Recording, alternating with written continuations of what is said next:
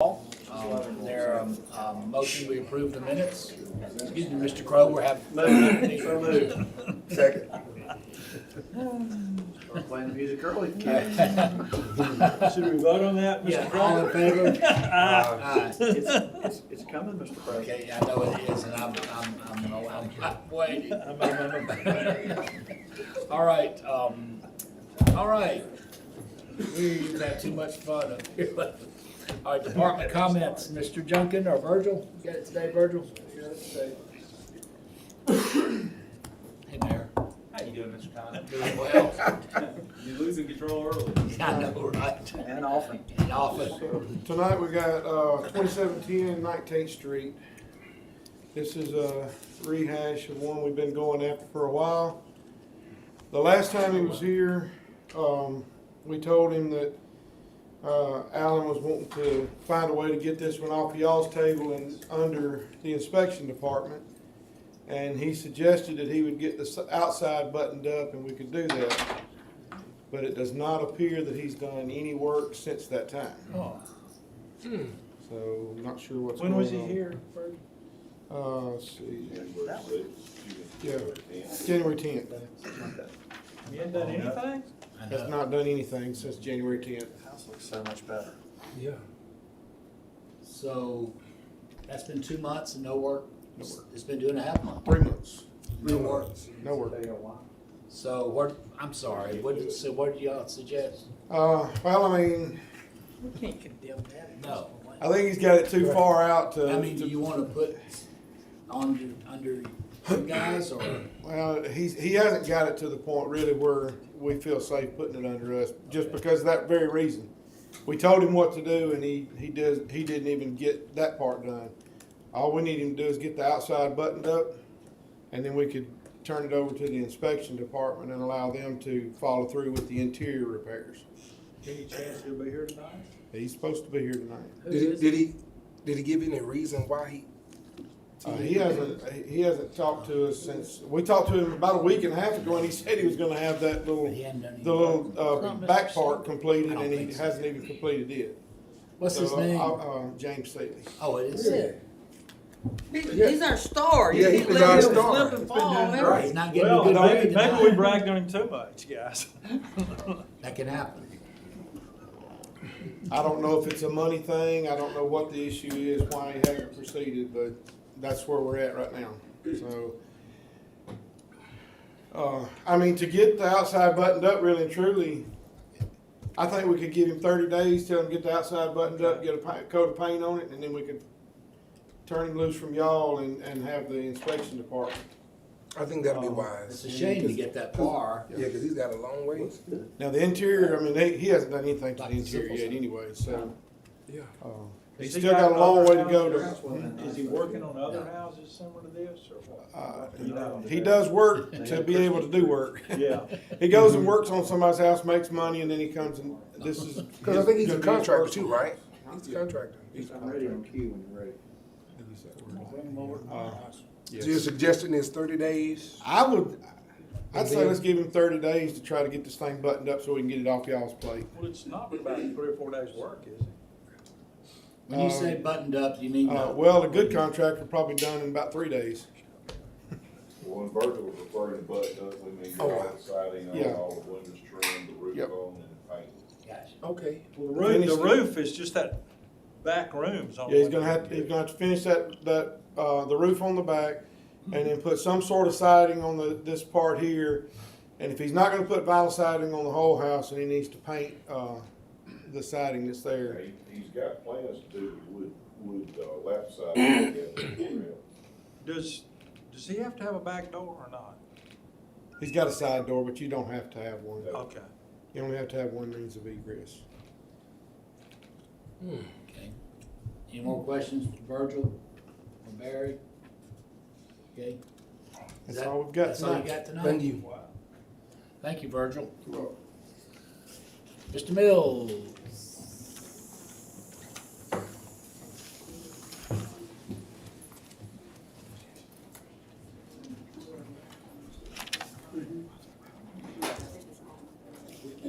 All right, good afternoon, council and mayor. Good afternoon. We have 8 applications tonight, 2 are for public hearings and the other 6 for special events license less than 7 days. The first public hearing one is for 618 14th Street for handle delivery. They're applying for a lounge retail liquor class 2 package store. It's the corner store right in front of the white vehicle on the edge, right here at the bottom of your screen. They're applying for the similar license as Go Puffs. Just give you a heads up on what it is. Another go puff, huh?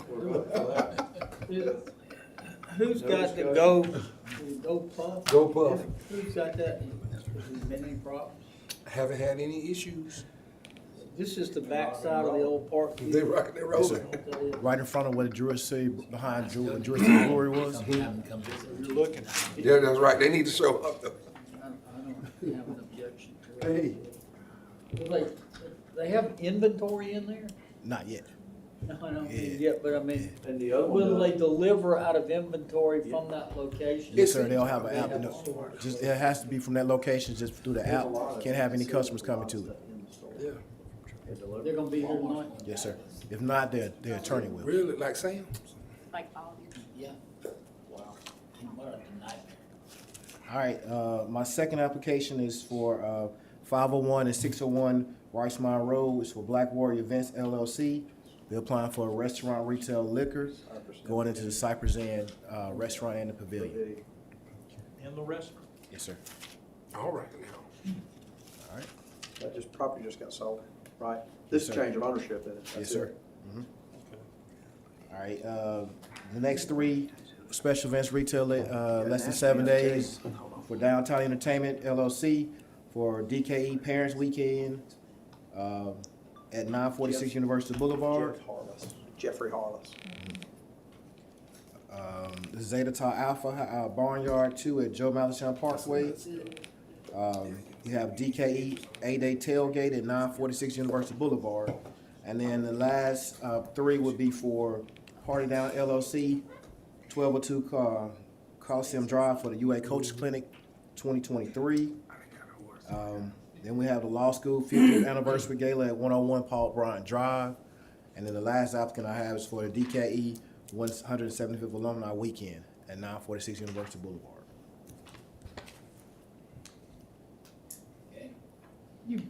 The 101 Bryant Drive, Yes, sir. is that the college? No, that's the law school. College, huh? That's gonna be in the law The school. law school? Yes, sir. That's all 8? Yes, that's it. That's all 8. Thank you, Tony, appreciate it. Zach? Afternoon. We have 3 items for you guys tonight, 2 public hearings and then 1 under suspended rules. The first one is rezoning around 9511 Highway 82 West. So this is going from R1 to MH for TCIDA. This is that property. It's somewhat close to Hannah Steel. A lot of industry, as you can see, kind of in that area, and vacant land. And they are wanting to annex into the city, which is the one that's under suspended rules, as well as rezone that when they come into the city from R1 to MH, and that's for a rail yard. This is kind of just a schematic that they showed us as to what that might look like, but they'll be here tonight to answer any detailed questions that you might have on that. It does conform to framework, and you can see that here, identified as industrial. And then the permitted uses within the MH zoning district, unanimously recommended for approval at Planning and Zoning Commission. And then again, this is just annexing that property in. And it is identified in framework as a primary expansion area to get into the city. And there were no issues from any of the other departments regarding the annexation. What's the time urgency, Zach? They are closing, I believe it's a deal with closing on the property, March 24th, I think. And so, So who did March 24 sneak up on? Us or them? it was a little bit of us for the annexation to be under suspended rules. Lee, there's also been a lot of delays back and forth with the closing. and the person that's buying the property. Miss, Been several issues with it. I'm sorry, I didn't realize I let Zach sit up there and take our bullets. We had a couple staff members that were out, one in the hospital, one with a family emergency. So the reason it wasn't completed on time for the 7th lies with OCA, not with Mr. Barnes. But there's also been a My long, sacrifice. I'll let you wait for a little bit first. there's also, Lee, been a long process of due diligence. Okay, and y'all know delays. I get it every now and then, he did make an effort to conduct, but I'm telling you, out there, the spidey senses start going off whenever we do suspended rules. And then we have one more public hearing for you guys, and this is a rezoning for Hillcrest Gardens subdivision. It's from R1 to BN. I believe y'all are somewhat familiar with this one. This is not in the city limits. It's a pre-zoning, so they're wanting to annex into the city, which will come to you guys next month or next week. But this is that property directly adjacent to 69 South. It'll be when it's annexed in. So what you, It would be, yeah, in District 2 when it comes into the city. so Scott, the other part of the property, is that the city or the county? It's the county. If that's mine. You talking about So, the neighborhood?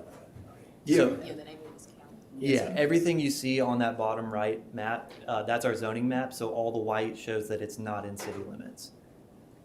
Oh, wow. But adjacent to it, just to the north, there is city limits that allows them to annex into the city. So they are adjacent, directly adjacent to. So would this be like a, one neighborhood in the city, one neighborhood out of the city? Well, it's gonna be a business. Yeah, so Hopefully. this is a county PUD. Back in the day when we were allowing county PUDs in the county, and so Hillcrest Gardens is that whole subdivision there, including the red piece that's identified as coming out of there. So they amended that PUD to remove this red outlined piece of property from the PUD, so that they can then not be under their covenants in regards to having to build housing there, and then they can annex into the city and rezone to BN. And so that's the goal for this property. And it was unanimous, right? Was It this- was, I don't believe it was unanimous. No. I think it was 6-3. I'll double check that. So- I know Rumsey and Dina were. Yeah, Against it, Rumsey and okay. Dina. So the issue, and they probably been sending y'all emails, and so, have Yeah, they I've already talked started? to Okay, yeah. So, I'm in favor of it because the covenant lies with the owners of the previous property. So the new owners, am I correct, brought this property so that they could develop it for retail. And I'm okay as long as they have some very good buffers between the neighborhood and the business. And, you know, they tried to develop this for residential, but, you know, with the cost of development and the number of houses that they would put there, it wasn't gonna be a benefit to them. So, you know, So since you're for it, can you, how will this development impact the neighborhood? Will it raise their property value? Will it decrease their property value? What is gonna happen to their property? Cause that's what I've heard from constituents who live out there. I know them who used to live in probably my district and have moved out there to, Yeah. you know, be out that I way. mean, I would never want to vote to do something that hurts someone's property value, even though we can't, you know, govern the economic impact of that. So I would never vote to hurt someone's property value, but I don't foresee that being a issue. I mean, I think it's gonna bring value. And then we can always be particular about what type of businesses they do put there, cause it's gonna be zoned for, BN. So it won't be Yeah. residential? it won't be No, residential. And you know, the owners, they don't have any intentions on trying to put like a liquor store, tattoo shops, or a tire shop there. You know, they wanna be able to develop it for retail so that they can, you know, have a nice investment that benefits them. Let me ask you this question, Zach. So one of the, let's just say that turned out to be more residential. Well, would you say, because one of the things they say, they don't want more traffic in their neighborhood. Right. But if it goes residential, there would be more traffic through that neighborhood because it would be all part of the same development, correct? So yes, they're not proposing to connect into the existing neighborhood if it were to be commercial. It would only be accessed Right, off 69. residential, it would. It would, yes. So that's why the argument is not strong to me about, The traffic there's study. more traffic, because the traffic won't be allowed in there to get to, Yeah, they're not. non-residents. So let me ask you this question, has that homeowners association been made aware of that? Oh, yes. Then they're Yeah, covering? they came out. I mean, the reason why I'm saying that Been because sending us emails, they've been sending so many emails that I'm trying to. some type of other stuff, Oh, man. Right, Yeah, they're, Phone call, And I understand Yes. their sentiments, yeah. church accosting. church Yeah. call. Cakes. so this is, The neighborhood though is in the county, you said that, right? Yeah. right. yes, sir. So, I'm glad you're putting that, but I was gonna ask Raven about the buffer zone and all that stuff, what's happening with that? Yeah, and Mr. Winter Mr. represents Winter is them. here. And I would like to say, they did Sort have of. some legit concerns about the noise. They talked, I think that's a Winn-Dixie to the, right? I think it's a Publix. Okay, that- Publix. Publix. So, you know, they had those, they had some legit concerns about the dumpsters and the delivery trucks.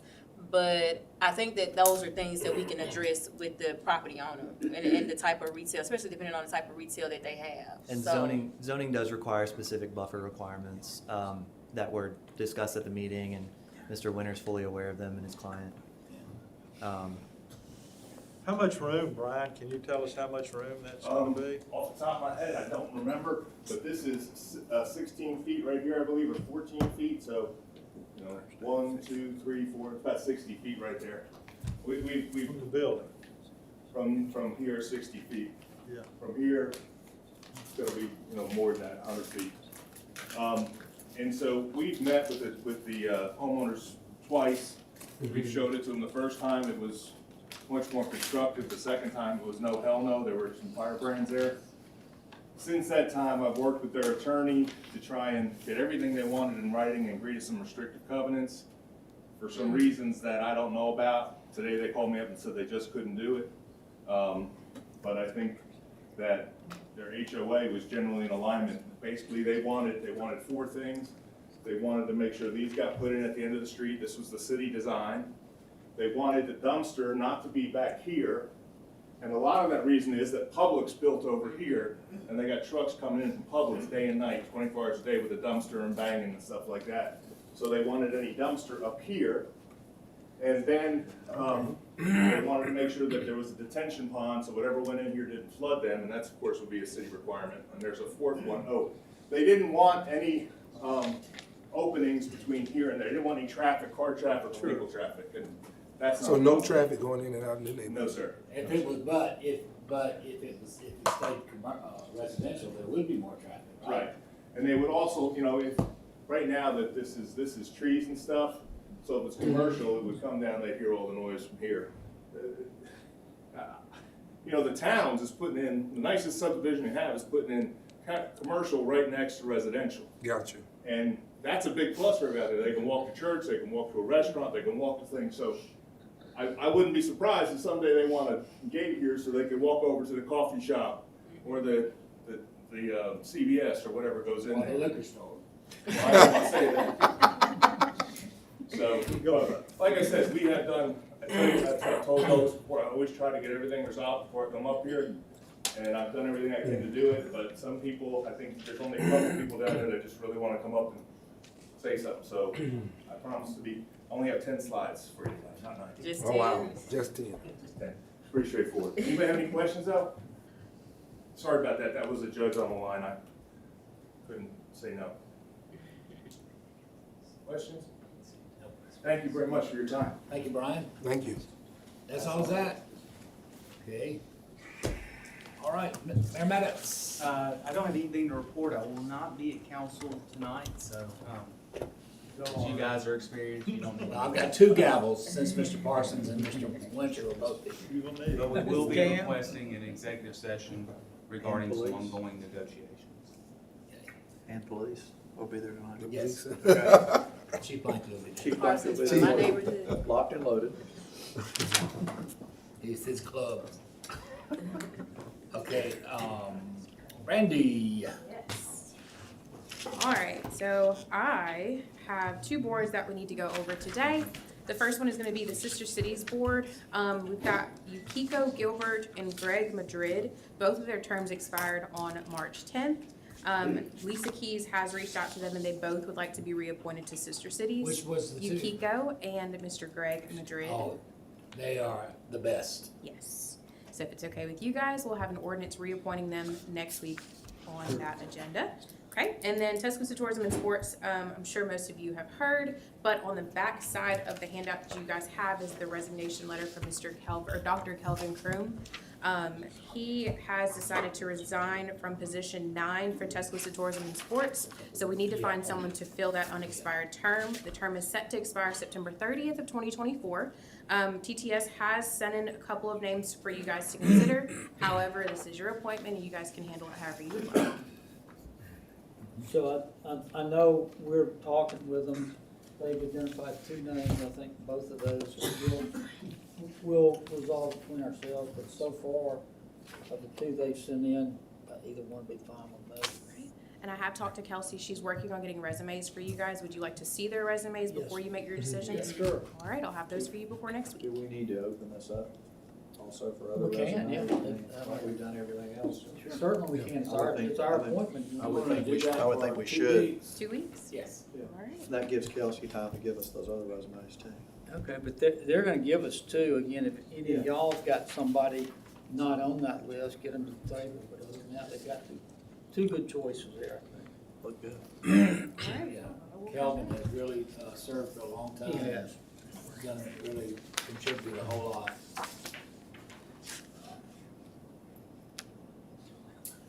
Okay, That's all I got. that's all, okay, thank you. Mr. Holmes. Good afternoon, council, welcome back. If you can't hear me, I apologize, that's because I went to New Orleans on spring break and I realized this morning that my neck no longer fits in these shirts, so we'll be resolved, I assure you. The same thing happened. Actually, it's the dry cleaners. Maybe that's it. That's right. Yeah. I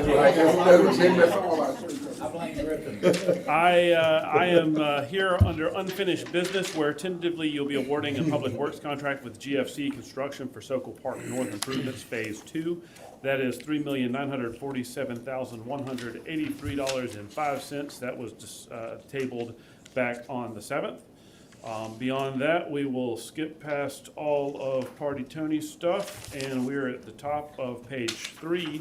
We're on page 27. You'll be approving the Downtown Riverfront Overlay District permit for 2135 University Boulevard.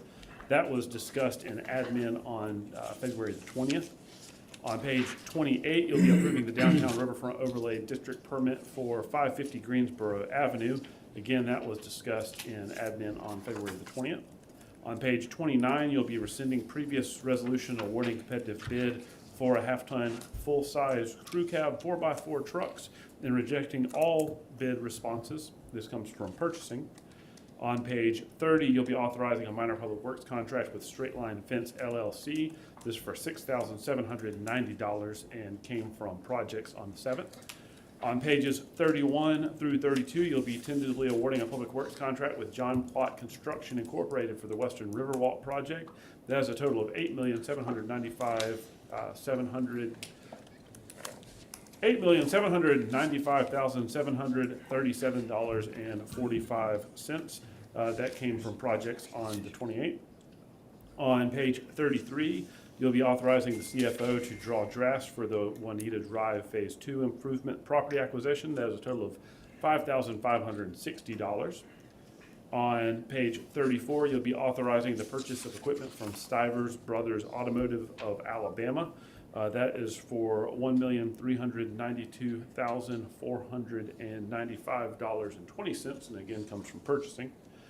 On page 35, you'll be authorizing. Chief, what kind of cost difference is there? We're saving a couple thousand per car. We want to get everything outfitted because we also have to buy different equipment that we normally buy for Tahoes.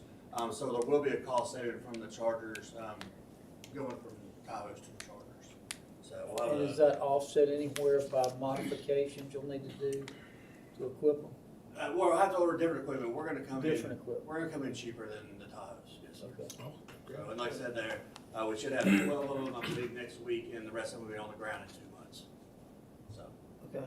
And other than looking cool, y'all can still do everything in the charger? Yes, sir, absolutely. The state's been using, they're getting 150,000 miles out of them. So. Oh, wow. Those are some, they look fast. They really do. We're gonna drive them slow. That's what you think. On page 35, you'll be authorizing a contract with Axon Enterprises, Inc. and declaring a bid law exemption pursuant to Alabama Code 41-16-51A15. That is a total of $555,768. On page 36, you'll be authorizing the mayor to negotiate an aviation hangar and ground lease with PWMN LLC at Tuscaloosa National Airport, and that was discussed in admin on the 7th. On page 37, you'll be authorizing the city of Tuscaloosa to make application to the U.S. Department of Justice through the Bureau of Justice for the fiscal year 2023 Justice and Mental Health Collaboration Program grant, and authorizing the mayor to execute the same on behalf of the city. That is doubled up on tonight's agenda, and you will discuss it further in finance on the 21st. On page, Wait, this afternoon. It's what? It is doubled up. It's on the agenda. It's also will be discussed in finance this afternoon. Sorry. On page 38, you'll be authorizing the budget and program changes to the 2021 action plan for the city's 5-year consolidated plan for community planning and development programs for 2020 through 2024. That is doubled up and is on CD committee this afternoon. On pages 39 through 40, you'll be adopting the home ARP allocation plan and submitting this plan to the U.S. Department of Housing and Urban Development as an amendment to the city's 2021 annual action plan. That is also on CD committee this afternoon. On page 41, you'll be authorizing the mayor to execute a permit with Tuscaloosa Paddleboards, Inc. You'll likely remember about the last 5 years or so, we've done this permit with Mr. Butch Gregory, who rents paddleboards out at Lake Nickel. On page 42, you'll be authorizing to temporarily expand the downtown entertainment district hours for Saturday, March the 25th, 2023. This came from admin on the 7th. I believe that is the half marathon. On page 43, you'll be tentatively selecting CCR Architecture and Interiors for professional consulting services. That was discussed in projects on the 7th. On page 44, you'll be authorizing the mayor to execute an automatic aid agreement with Carroll Creek Volunteer Fire Department. That is also set to be, that's doubled up on admin. Yes. Is it on admin today? Do we have an admin today? Yeah. We get 2 items. Okay, I don't think that's actually doubled up. I think that is just directly on the agenda today. And Chief, you want to explain more about that now? This is just an update. As you know, or well, if you don't know, we're fixing to go through our ISO inspections in July. Currently, Carroll Creek is going through theirs to help our citizens that they help protect, that live right around the lake. This is so they get our ISO rating and not a higher ISO rating. This automatic aid just shows that they're going to respond into our area. We'll also respond into their area around the lake. This saves everybody money on homeowners insurance. It's the bottom line of it. On page 45, you'll be authorizing the extension of a programmatic agreement between the city of Tuscaloosa and the state of Alabama Historic Preservation Office. This is, they do archaeological types of inspection for us, and this is just be extending the agreement we have with them. Are there any questions for me? Yeah.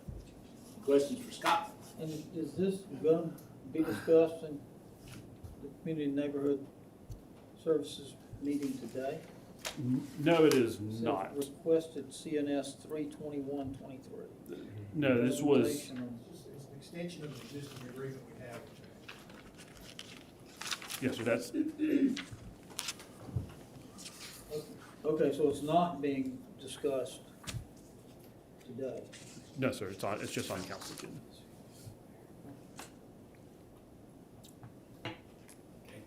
Thank you, Scott. Payment bills. Busy day. Projects, finance, admin, community development, and council. Of course, the airport advisory committee meets tomorrow at 3, and ZBA is Monday, joy, at 5 o'clock. And Anyone else have anything to bring before the committee this time? Mr. Busby hung out with us last night at the commission meeting. So I just wanna say, like, if y'all ever, and I was trying to communicate with you before, I saw you get up and walk out. I was like, no, are you leaving? But, if y'all ever got any concerns and can't be there and want me to refer them to the committee and didn't have a chance to talk to staff, y'all can always let me know. Did you get a text from me? I did, I don't know, I don't think so. We'll talk. Okay, got you. Yeah, but y'all just remember, I'm always there. And when I see y'all come in, I'll be like, oh, don't leave. And make sure you're, have your phone so that I can. Okay. Yeah, so I can see your text, got you. And, Council President Tyner. Yes, sir. I have been working along with some of our city staff, to come up with some things for the Benjamin Barnes YMCA. So we've also formulated a task force, who will be meeting next Friday at 1:30 p.m. Up here, and any of you council members that are able to come by, would love to have you to come. What time did you say? 1:30. Thursday? Next Friday. Next Friday, Yes, sir. 1:30. Here in this room? Yes, sir. Is it open to Yeah. the whole community? I want to thank Chief Blankley and Chief Smith and EMA and all for the great job y'all did at Moonlinks. Yeah. Because that was a situation where it was so severe that it required an immediate shutdown. From what I understand from you, Chief.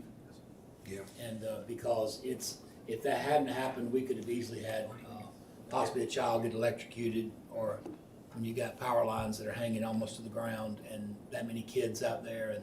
And then they also got Compassionate Friends and the others to find homes, to rehome basically, because it was full.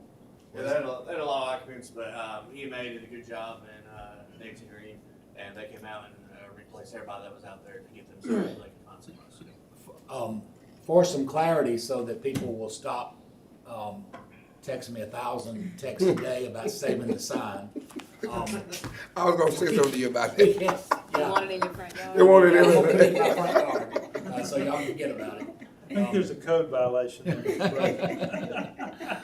But what were they told, as far as what is the next step, or how long do they have to, I know they're trying to sell it. They've been trying to sell it for some time. The health department are the ones that actually shut them down. They failed that inspection, and then a lot of that was there was a power line beside one of the buildings that multiple children were running around playing next to. That power line was less than about 4 feet off the ground.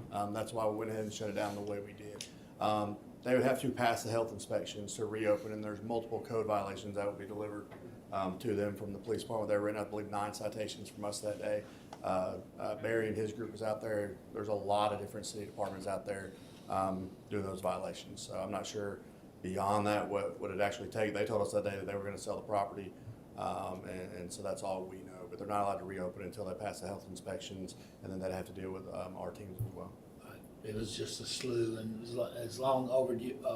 I wasn't, because I had met with our new East Precinct Commander about a few days before that, and knew it was coming, or felt like I knew it was coming. And I want to thank too Karen Thompson and the Salvation Army and the Compassionate Friends, and because Karen was very skilled in keeping, like there was some with mental illness there, and that they didn't want to leave, and they didn't understand why they were having to leave, and there were a lot of things that I think so many people who spend their life dealing with situations like this, especially with people being put out of their homes.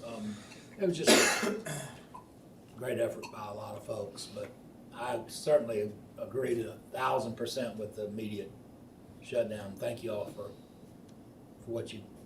everybody, what you did. Okay, anybody else?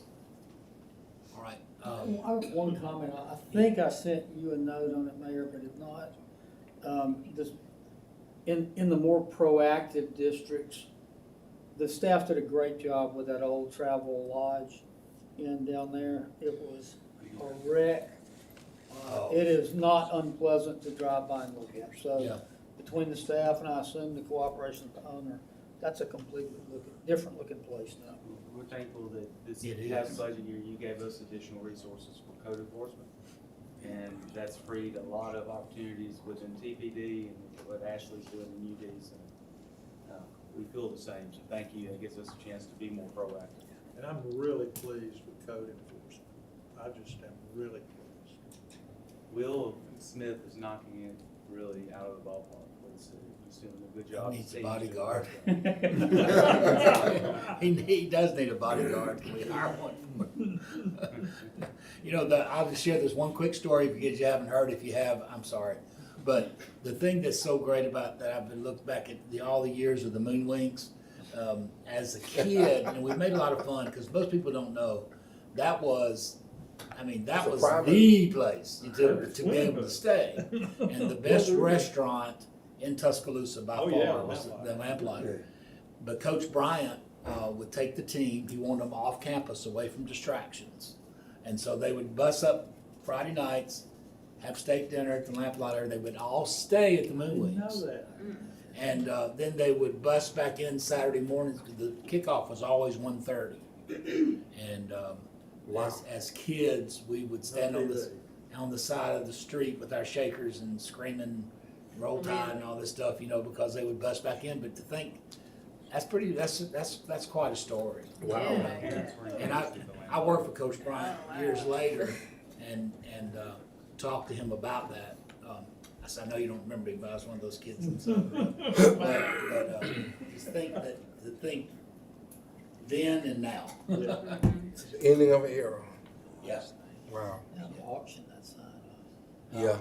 Now to auction that sign off. Yeah. Yeah. Could it go on top of the Savings Center? Actually, one of the best one I got was from University of Alabama Museums. One. Very interested in it, which I thought was kind of neat. Yeah. But it's very iconic, for sure. That's for sure. All right, is there a motion to go into executive session? Move. Second. Okay, Mr. Holmes? Yes, sir. As a city attorney and attorney licensed to practice law in the state of Alabama, I can certify that this executive session is to discuss the consideration the governmental body is willing to offer or accept when considering the purchase, sale, exchange, lease, or market value of real property. Okay, we have a motion, second, all in favor say aye. Aye.